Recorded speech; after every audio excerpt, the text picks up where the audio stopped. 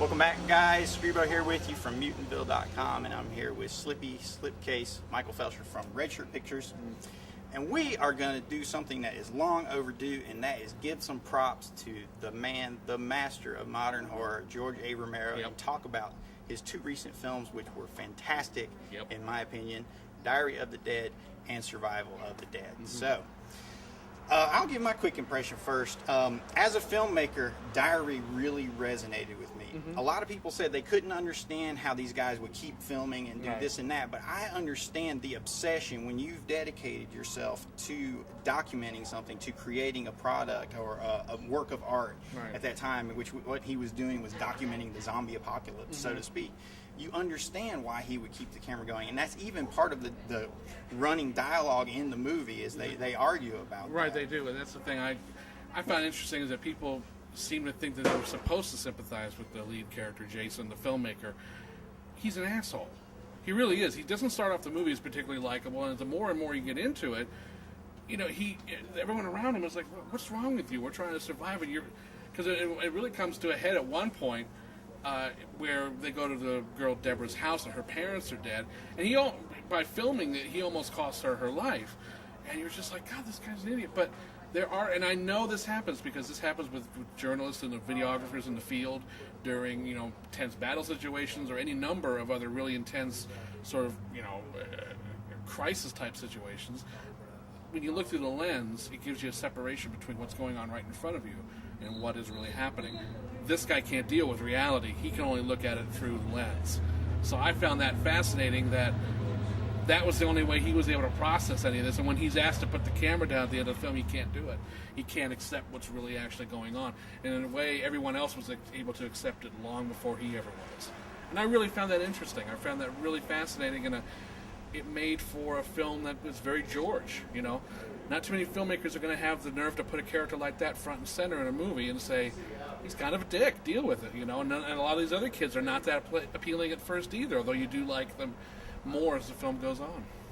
Absolutely. Well, that's interesting you say that, because I really thought that was kind of George's overall message of the film, was telling us as a generation where we have so much access to cameras, where we have instant access to YouTube, where we can create our own shows, our own news, where he was saying to us, don't become detached, don't become separated, make sure you're taking action. We're losing ourselves in the technology, and everyone's doing it. Everyone's got a camera. Everyone's got a camera out there, and they're all doing... It's creepy, man.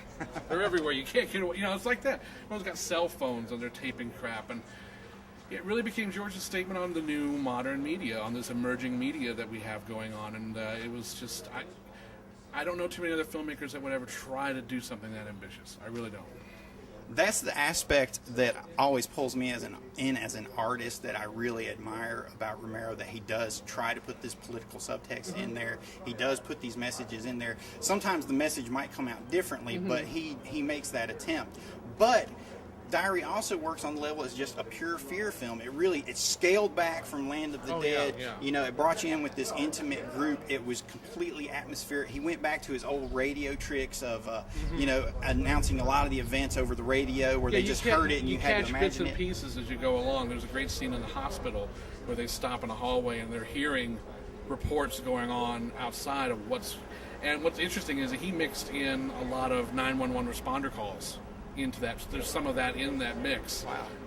Along with stuff that they did for the film, because it's sometimes it's not really about the zombies. It's about not knowing what the hell's going on. The zombies are, it's almost like spin a wheel. They're the villain here. The zombies aren't really the villain. They're just the thing out there that they can't figure out how to defeat, that's scaring the crap out of them. And it's about how this group either coalesces to survive or they break down. Because 9 times out of 10, the zombies never do anything that special to get an advantage. They just take advantage of the fact that the humans are fucking shit up. And then this movie is the same way. And that's the best thing about these movies, is that the zombies are just a force. They're the hurricane. They're the tornado or whatever the hell it is. And it's just watching people make bad decisions constantly when they really should. This goes back all the way to Night of the Living Dead. So, because Dwayne Jones's character makes some bad choices. And it costs them in the end. And it's the same with Diary of the Dead. Some of those kids, Jason in particular, is just like, dude, put the camera down and realize what's going on in front of you. but he never does. Absolutely, that's an excellent point. I personally asked Romero about that when he was in Charlotte for the American Zombie Film Fest, and he said that was always one of the underlying themes, was about if we could just get along together, that we could survive this menace. Yeah, well, that's, look at Dawn of the Dead. They could have had that thing going on forever, but they fractured at one point. David Emke's character doesn't want to give them all up, and Ken Furry's like, look, we're gonna, we can't stay here forever. Galen Ross is the first character to realize it in the film. It's like, we completely isolated ourselves. We screwed ourselves here. We're sitting ducks. It's like we've become domesticated as much as they have become. And in the end, because David Emke can't resist just shooting one of those guys, he starts a whole chain reaction that leads to his death. If he had just stayed hidden, they never would have bothered with him. But it's that human nature. It's that strange desire for characters just to make the worst decisions possible for their own well-being at the time because they can't see the larger picture.